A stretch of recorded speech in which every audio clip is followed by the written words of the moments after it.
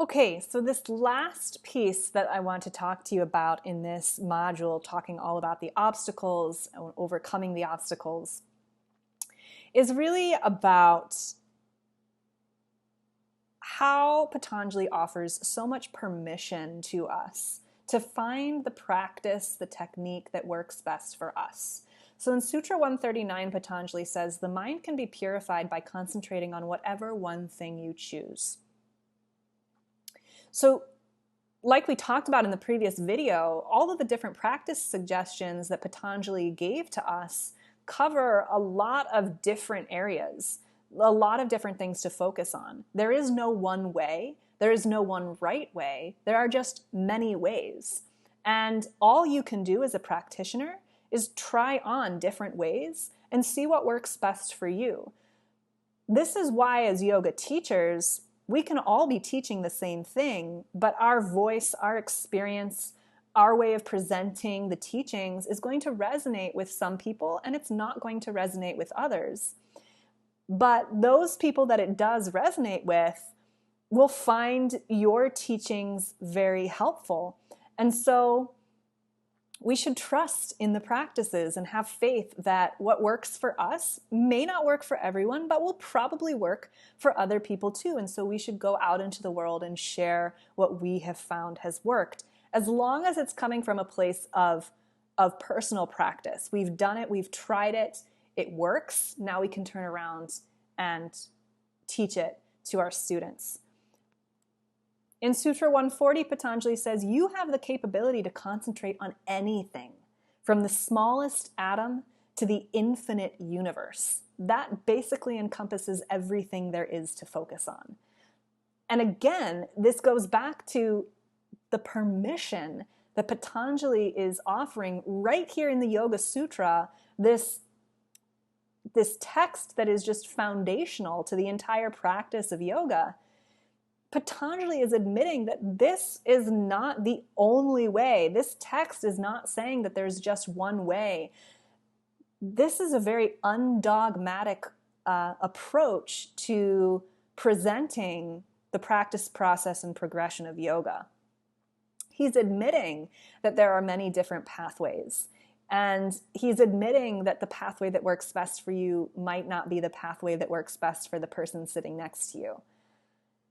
And what I think is really amazing about that is that it just reinforces the core teaching that this is an individual practice. At the end of the day, you have to do the practices and find what works best for you. And while teachers can certainly guide you and help you master technique, they can't ultimately tell you what is going to be the best practice for you. They can't make that decision for you. So be very wary of any teacher that ever tells you this is the only way to do this, or this is the right way. There are many ways, and all you can do is experiment, try it out, see what works. And if it doesn't work, it's okay. There's nothing wrong with you. It just doesn't work for you. There's another way out there that will work better. Keep searching, keep the faith. The principles that these two last sutras speak to are the principles of focus, permission, and possibility. There is infinite possibility. You can focus on anything, but you do have to choose one thing, and that's where the principle of focus comes back. Our energy can get really scattered if we try and focus on many different things. So these practice suggestions that Patanjali offers are meant to be different experiments that you can try on with the hopes that you'll eventually stumble across something that really works for you. And then you'll utilize that and it will keep working for you until it doesn't. And then you might have to start the search all over again and refine or change how you're practicing so that it meets the needs of the present moment. So focus doesn't have to mean that your practice will stay the same the entire time. You're going to adapt and change over time, and so your practices are going to adapt and change over time. That's part of the process of yoga, this natural evolution. Sometimes we hang on to practices that worked really well for us a while ago, but aren't meeting the needs of our current situation. And we can't let go of those previous practices because they helped us so much and we developed a deep attachment to them. And so we have trouble letting go and moving on and finding something new. And that ends up just creating new obstacles. Maybe we're overindulging, or we're not managing our energy well, or we're being careless or lazy, or we're practicing mental laziness and not opening ourselves up, our mind up to new ways of practicing. So these obstacles will keep appearing in our path. It's not like once we master these practices and techniques, the obstacles will disappear forever. They'll just show up in a new way, in a new time.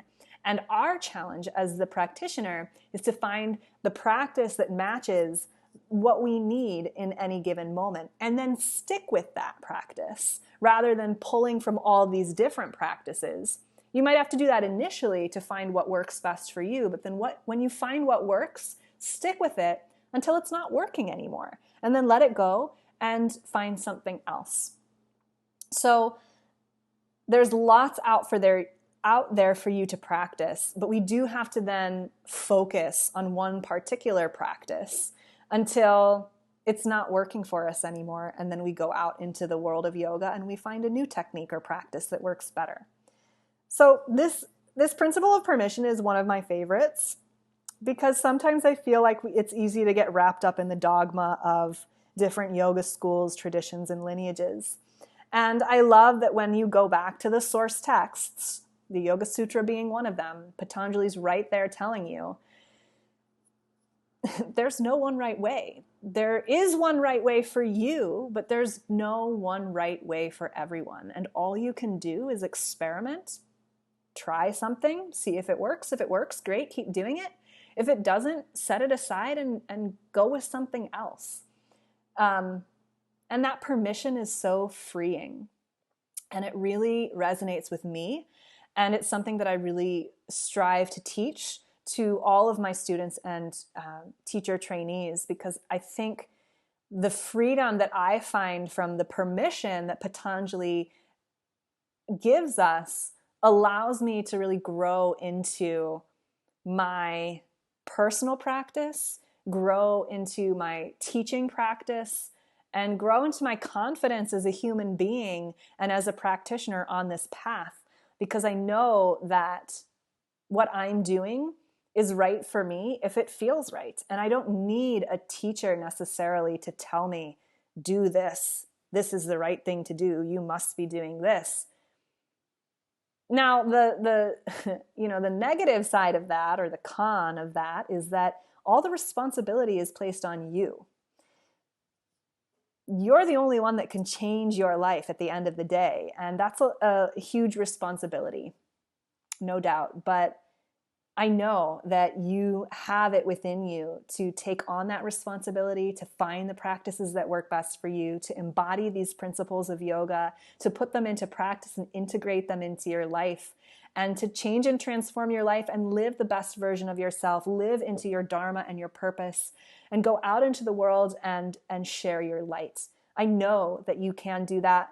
I know that in some ways you already are doing that. And so all I can do is encourage you to keep practicing, keep trying things on, keep asking questions, keep embodying these principles, keep studying, keep learning, keep teaching, and keep the faith. That's what Patanjali is really teaching us in the sutra, and that's what I hope to impart to you. Namaste.